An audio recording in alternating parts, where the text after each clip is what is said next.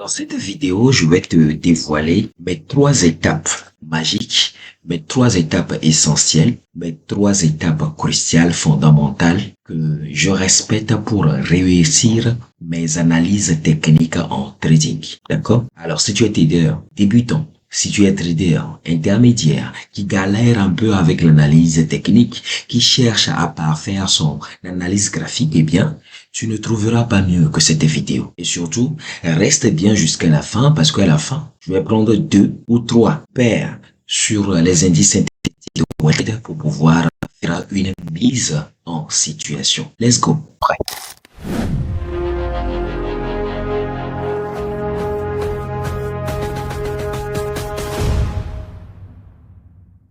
Bonjour chers amis, j'espère que vous allez bien. Moi c'est Fibonacci. Si c'est la première fois que vous tombez sur ma chaîne, je parle de trading, d'actualité de trading, de bonne formation plus accompagnement de qualité. Et je parle également des techniques qu'il faut implémenter, qu'il faut savoir, qu'il faut pratiquer pour valider ses comptes de propre firme. Alors, si mes contenus vous intéressent, alors n'hésitez pas à me laisser un pouce bleu. Ça me fait toujours plaisir et ça me donne de la force pour fournir davantage de plus-value. Alors aujourd'hui, sans plus davantage tourner autour du pot, nous allons parler des étapes à respecter pour réussir, pour parfaire son analyse technique. Alors de quoi avez-vous besoin? Okay? Vous avez besoin, comme je l'ai dit à l'entame de cette vidéo, vous avez besoin de 3 éléments, 3 étapes essentielles qu'il faut respecter. Alors les 3 étapes que vous devez respecter, moi je les appelle beaucoup plus les fondamentaux de l'analyse technique. Eh bien, vous avez besoin de 1. La tendance de l'actif que vous êtes en train d'analyser. En deuxième position, vous aurez également besoin de la structure du marché sur l'actif que vous essayez d'analyser. Et enfin, vous aurez besoin de déterminer, de mettre en relief les POI que nous appelons encore les points of interest ou bien ce que nous appelons également les zones de confluence où vous allez attendre le prix.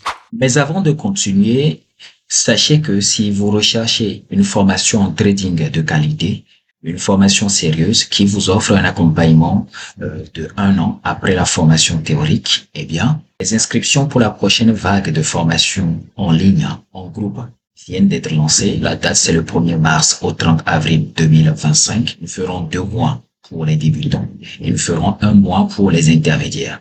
Alors, les places sont extrêmement limitées, mais alors là, très limitées parce que je ne veux prendre que 10 débutants et 10 intermédiaires afin de pouvoir encadrer tout le monde. Et le tarif est de $200 pour le coaching en groupe. Cependant, si vous avez un agenda chargé et que vous recherchez plutôt un coaching one-on-one à des heures personnalisées, eh bien, je vous offre un coaching privé qui vous donne le bénéfice des formations théoriques et qui vous offre également un accompagnement de 1 an pour la modique somme de $400.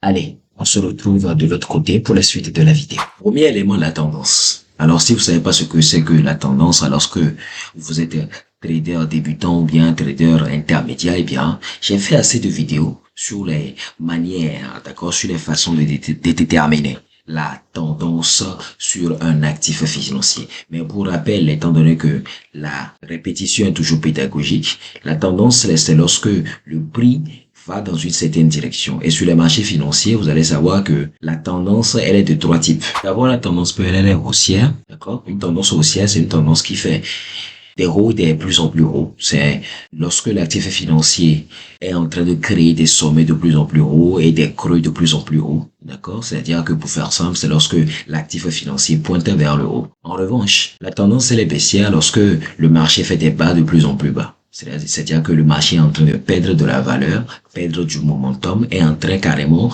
littéralement en train de descendre. Et c'est là que nous disons que le marché est dans une tendance baissière. Enfin, la troisième tendance que vous pouvez véritablement développer ou bien remarquer sur les marchés financiers, c'est la consolidation que nous appelons encore le range. Le range, c'est lorsque le marché ne vous donne pas une direction claire. C'est-à-dire vous avez un doute sur le point de savoir si le marché est dans une phase haussière ou bien une phase baissière. Okay? Et c'est à ce niveau-là qu'on interdit beaucoup plus aux traders de trader parce que la direction n'est pas claire et tant qu'à faire, il faut mieux rester sur le côté et avoir cette capacité-là de s'asseoir sur ses mains à ne rien faire. Mais je sais qu'il y a des traders parmi vous qui sont très puissants et qui ont des stratégies sur mesure comme ça, toutes faites pour pouvoir trader les consolidations. Mais pour les débutants, pour ceux-là qui essaient de se faire une place, de se construire une petite stabilité dans le domaine du trading, une fois que vous voyez que la tendance elle est en consolidation, une fois que vous avez des doutes par rapport à la direction du marché, eh bien, moi je vous conseille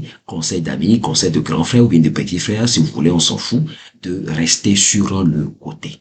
Donc une fois que vous avez connu, une fois que vous connaissez la direction du marché, que nous appelons encore la tendance, ou bien ce que certains traders appellent le biais directionnel, qu'est-ce qu'il faut faire? Eh bien, vous allez devoir respecter ensuite la deuxième étape, la deuxième fondamentale de l'analyse technique, d'accord? Le passage obligé, le deuxième passage obligé de l'analyse technique qui est la structure du marché. Alors, deuxième fondamental, d'accord? Deuxième fondamentaux, si vous voulez, bon, on s'en fout. Deuxième passage obligé de l'analyse technique pour pouvoir la réussir, c'est la structure du marché. Alors, la structure du marché, nous avons tendance à la confondre un tout petit peu avec le biais directionnel ou si vous voulez la tendance. Moi, pour faire simple, la structure du marché, j'essaie de déterminer là où le marché est en train d'aller. Alors, je répète que ça n'a rien à voir avec la tendance. Parce que la structure du marché, ici, la question que vous allez vous poser, c'est est-ce que le marché a cassé un haut ou bien est-ce que le marché, il a cassé un bas? Lorsque le marché vous fait une cassure de structure haussière, il faut comprendre que le marché vous dit clairement, vous rassure, vous garantit que il va vers le haut. Autrement dit, le marché vient de vous former un autre swing high, ok? Mais lorsque vous assistez à une cassure de structure baissière, là, vous confirmez, là, le marché vous donne la garantie qu'il vient de vous donner un autre swing low. Donc, cet élément vous permet de véritablement savoir, de véritablement prédire la direction, le sens du marché avec une certaine précision. Donc, dans la structure du marché, vous avez deux éléments. D'accord? Vous avez deux sens, vous avez deux structures. Vous avez la structure haussière et vous avez la structure baissière. Alors, c'est là que certains traders ou bien certains groupes de traders, certains courants de l'analyse graphique appellent le BOS. D'accord? Donc, vous pouvez avoir des BOS haussiers et vous pouvez également avoir des BOS baissiers. Un BOS haussier, c'est lorsque le marché il va venir casser un haut. D'accord? Il va venir faire un haut de plus en plus haut. Alors qu'un BOS baissier, c'est lorsque le marché il va faire un bas de plus en plus bas. Ok? Maintenant, forcément, si vous avez posé la question de savoir pourquoi est-ce que connaître la structure du marché est importante. Eh bien, c'est lorsque vous allez connaître la structure du marché que vous allez maintenant attendre le retracement. Ok? Donc, lorsque il y a structure du marché, ça veut dire que vous aurez en face de vous une impulsion haussière ou bien une impulsion baissière. Une fois que vous aurez déterminé l'impulsion haussière ou bien l'impulsion baissière, naturellement, selon la théorie de Dow, le marché va faire un retracement.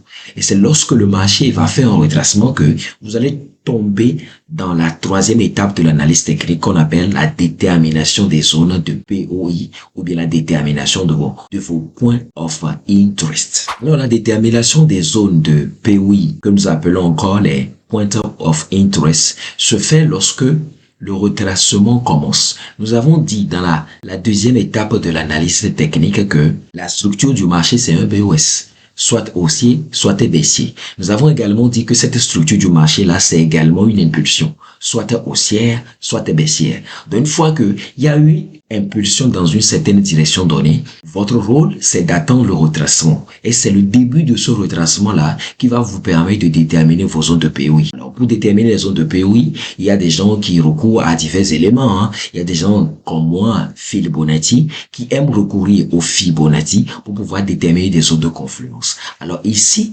l'astuce que j'aimerais vous apporter, c'est que faites en sorte que vos zones de confluence ou bien vos zones de POI soient des zones de confluence. Ça veut dire quoi? Ça veut dire que les POI doivent être des éléments, des niveaux de prix où se rencontrent 2, 3, 4, 5 éléments de l'analyse technique. Parce que vous savez qu'en trading, nous sommes dans un jeu de probabilités. Et plus les probabilités, plus les éléments de l'analyse graphique sont de votre côté, plus votre zone de POI est une zone crédible et c'est une zone efficace. Ok? Donc, par exemple, vos zones de POI peuvent être des zones de support résistance plus bloc de contrat, ou bien support résistance plus fair value gap, support résistance plus trendline, etc., etc. Donc, j'espère que vous avez un peu compris. D'accord? Si vous n'avez pas compris, n'hésitez pas à poser des questions en commentaire. Je me ferai un plaisir de vous revenir.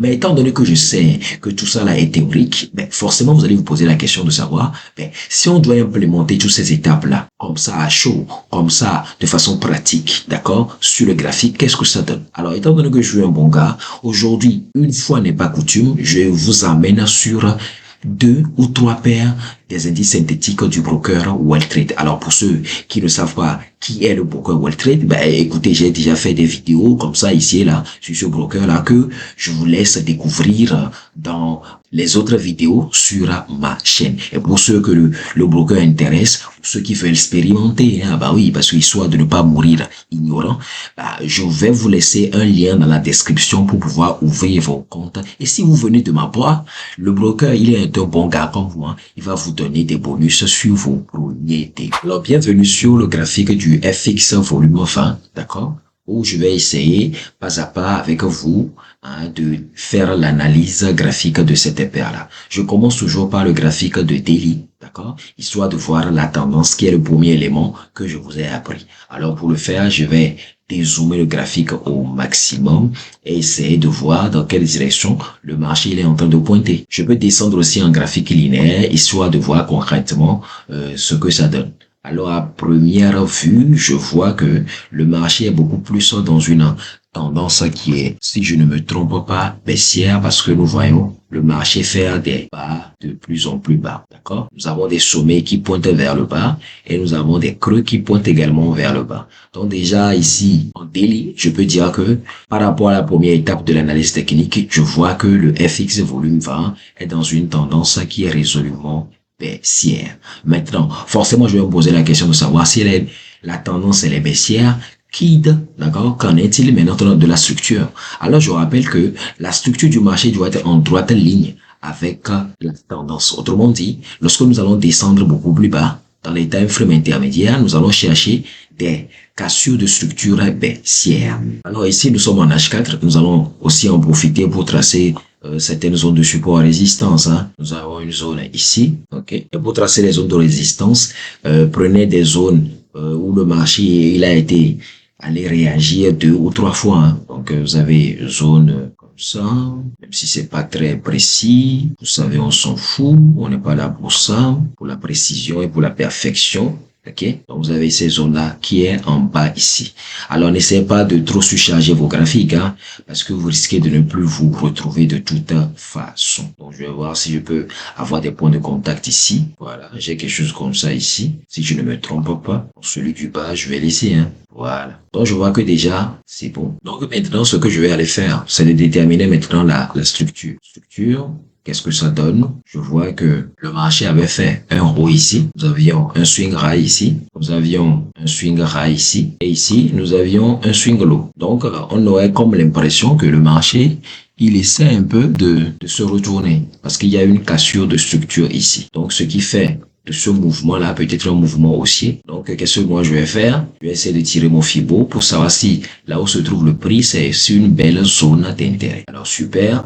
Là où se trouve le prix, se trouve sur une belle zone d'intérêt. Vous êtes sur la zone 61.8. Donc, ce que je peux avoir déjà ici comme scénario, c'est quoi? Je peux avoir que le marché va faire quelque chose comme ça, ok? Ou bien, le marché peut également poursuivre sa descente vers ce support qui est là. Donc, moi, je me limite à des analyses en H4, histoire de ne pas vous embrouiller, parce que finalement, c'est à vous que reviendra véritablement le choix des confirmations. C'est à vous de voir les confirmations que vous allez utiliser pour pouvoir fondamentalement rentrer. Parce que si je vois un peu la structure, vous avez le dernier bas du marché qui est là. Donc le marché peut nous dire après que ça là, c'était un fake out. Donc c'est pourquoi j'envisage 2 solutions.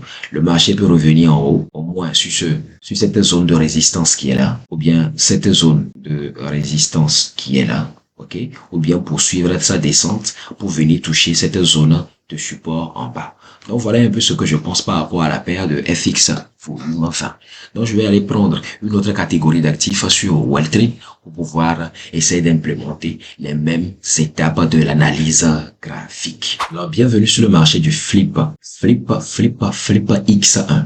Alors ici, moi je vois en même temps, même si j'ai pas besoin d'aller en graphique linéaire que, eh bien, le marché est résolument dans une phase haussière. Ok, parce que ici, je peux tracer à vue de nez une trend line. Vous allez voir que je ne suis pas trop trend line, mais bon, d'habitude, je le fais. Parfois, je ne le fais pas. Ça dépend également de mes humeurs. Donc, la première étape de l'analyse technique vient d'être respectée. Nous savons que la tendance, elle est haussière. Pourquoi? Parce que le prix fait des sommets de plus en plus hauts. Et là, nous avons ici un sommet. Nous avons ici un sommet. Et ici, un sommet également. Je crois que nous avons quelque part ici aussi un sommet. Ok? Donc, ça veut dire qu'une fois que la tendance, elle est déterminée, nous allons pouvoir passer à la structure pour voir si, et également à ce niveau, nous pouvons déterminer des BOS et en profiter également pour tracer nos supports, résistances, etc. Là aussi, je vais profiter pour tracer des zones de support et de résistance, tracer des zones de confluence, là où j'ai au moins 2 ou 3 éléments de l'analyse technique qui sont réunis, 2 ou 3 touchés. Donc, j'ai ça. Voilà, si je ne me trompe pas. N'essayez pas aussi trop de surcharger votre graphique avec des éléments de l'analyse technique avec vos supports résistance. Ce n'est pas très intéressant et ça va vous permettre de laisser le graphique assez propre. Donc ici j'ai un haut, ici j'avais également un haut. Donc si je constate bien, le marché vient de me faire un BOS à ce niveau. Le marché vient de faire un BOS haussier à ce niveau. Donc ça veut dire que ce qui se passe actuellement sur le marché, c'est une impulsion dans laquelle le marché se trouve, essayant de descendre en time frame ou bien en graphique chandelier pour être beaucoup plus sûr. Donc, si nous descendons en graphique chandelier, vous allez voir que nous avons aussi la capacité de tracer une petite trend line ici, comme ça, haussière. Pourquoi pas? On peut se faire plaisir. Et nous pouvons avoir également un autre BOS qui est là. Donc, ça veut dire que à partir d'ici, à partir de là, vous aviez un bas qui est en train de propulser le prix vers d'autres sommets. Donc, nous, notre objectif, c'est d'attendre le retracement. Étant donné que le retracement n'a pas encore commencé, malheureusement, on ne peut rien faire. Donc, il faudrait que le retracement commence d'abord parce que c'est le signal du début du retracement qui va nous aider à déterminer nos zones de POI. Parce que sans début de retracement, nous ne pouvons rien faire. Et là, tel que moi je vois le graphique est dans une phase d'impulsion. C'est bien même visible lorsque vous allez en graphique linéaire. Le marché est en train de monter. Et quand le marché est en train de monter, on ne fait rien. On s'assoit sur ses mains et on reste tranquille. Donc maintenant, je vais prendre la dernière paire, d'accord, pour pouvoir donner également une application de l'analyse technique en fonction des étapes que je vous ai apprises aujourd'hui. Alors, bienvenue sur le graphique du Gain X400. Gain X400, on est en linéaire comme d'habitude, histoire de voir la tendance. Bon, la tendance, on va pas chipoter, hein. La tendance déjà, étant donné que même ma grand-mère peut tracer comme ça une trend line baissière, nous voyons clairement que la tendance est baissière parce que le marché fait des bas de plus en plus bas. Mais bon, je sais que vous allez contester cet aspect-là parce que si on descend dans les time frames intermédiaires, nous assistons à une petite remontada, mais n'oubliez pas que ici, nous venons d'assister à une grande cassure de structure en daily. Donc c'est pourquoi moi je dis que la grande tendance, elle est baissière tout simplement parce que vous avez un swing high ici. C'est ce swing high qui a propulsé le prix pour faire ce swing low. Donc tout ce qui se passe entre ce swing high et ce swing low, c'est des retracements. Donc étant donné qu'on est quand même en daily, on va pouvoir manger, d'accord, on va pouvoir se positionner sur les positions de buy en attendant. Mais déjà en daily, nous pouvons effectivement déterminer des zones d'intérêt, parce que le retracement il a commencé. Donc qu'est-ce que moi je vais faire? Je vais prendre mon Fibonacci histoire de le tracer afin de déterminer des zones d'intérêt. Donc du haut vers le bas, naturellement, on va se gêner. Et après, je vais venir à prendre mon rectangle pour déterminer des zones. Donc les zones, on va chercher des zones de confluence. On a ce bloc de contrat qui est là en daily. Mais rappelez-vous que étant donné que ce n'est pas en daily qu'on va se positionner, sauf si on est swinger, naturellement lorsque nous allons descendre dans les time frames intermédiaires, on va avoir à raffiner ces zones-là également. Deuxième zone ici. Après, on a une troisième zone ici, sur cette zone de résistance qui a également servi de bloc de contre. Donc voilà un peu les zones que je peux tracer à chaud comme ça sur le graphique du gain X cassant. Donc maintenant, une fois que c'est fait, je peux aller en time frame inférieur pour voir un peu si par rapport à ce qui se passe, je peux déterminer d'autres zones. Donc maintenant ici, nous sommes en H4. On va essayer de se repérer un peu. Allons en graphique linéaire. Donc lorsque nous venons en graphique linéaire, je crois que nous pouvons ici déterminer des zones de support et de résistance, des zones où il y a beaucoup plus de confluence. On a cette zone qui est ici, on a cette zone qui est là. On va déterminer les grandes zones seulement et déterminer les swing high et les swing low, c'est-à-dire les cassures de structure. Maintenant, en termes de cassures de structure, ou bien en termes de swing high, swing low, je vais essayer de voir si je peux les matérialiser. Ok, j'ai ce swing high qui est ici, swing low autant pour moi. Après ça, j'ai ce haut qui est ici. Après ça, le marché a été me faire un autre haut. Ici, je suis dans un range parce que lorsque le marché m'a fait ce haut là, le marché m'a fait ce retracement. Donc, tout ce qui se trouve entre ici et ici, c'est un retracement. Et le marché n'a pas encore réussi à casser fondamentalement ce haut qui est ici. Je peux revenir en graphique chandelier. Voilà. Le prix n'a pas encore réussi à casser le nouveau haut que le marché a créé. Mais il continue de faire des bas de plus en plus hauts. Des bas de plus en plus hauts. Donc, moi, ce que moi je pourrais faire, c'est d'attendre. Si je veux forcément prendre un buy, je vais attendre que le marché casse véritablement bien cette zone-là, me donne une impulsion, mais rappelez-vous que la tendance originelle, elle est baissière. Donc c'est pourquoi moi je vais même pas m'embêter pour pouvoir prendre un buy ou quoi que ce soit. Moi je peux attendre tout simplement parce que le trading c'est la patience. Ici je peux raffiner d'autres zones, ok. Mais tant qu'à faire, si vous êtes pressé, pourquoi pas attendez une impulsion. Ou bien vous pouvez vous dire qu'en termes de structure interne, il vient d'avoir une cassure à ce niveau. Si on vient d'assister à une cassure de structure interne, donc le retracement, il est aussi bien déjà démarré. Donc, en termes de détermination de zone, vous avez la zone qui est là, bloc de contrat CP zone, et vous avez la zone qui est également là. Je vais en changer la couleur pour qu'on puisse se retrouver sans se faire mal aux yeux. Donc, c'est-à-dire que ici déjà, je peux tirer mon Fibo pour voir si j'ai une zone sur laquelle je peux attendre le prix, mes zones de POI notamment. Voilà, super. J'ai la zone de 50, zone de retracement. J'ai la zone 61.8 qui est une zone de bloc de contrat caché. Donc là-bas, si le prix, étant donné que le prix est déjà venu ici, c'est à vous maintenant de chercher vos confirmations pour voir si vous pouvez avoir des opportunités de buy, d'accord? Vous pouvez avoir des opportunités de buy ici, ou bien des opportunités de buy beaucoup plus bas ici. Et si tel est le cas, eh bien, votre premier TP, naturellement, sera ici, ok? Là où le prix a quitté pour venir. Donc, voilà un peu ce que je pense à chaud sur les trois indices synthétiques que je viens de prendre sur le broker Welltrade. Si vous avez toujours des questions, n'hésitez pas à me laisser cela en commentaire. Je me ferai un plaisir de vous revenir. J'espère sincèrement avoir l'occasion de vous parler très prochainement. D'ici là, portez-vous bien et on se dit ciao.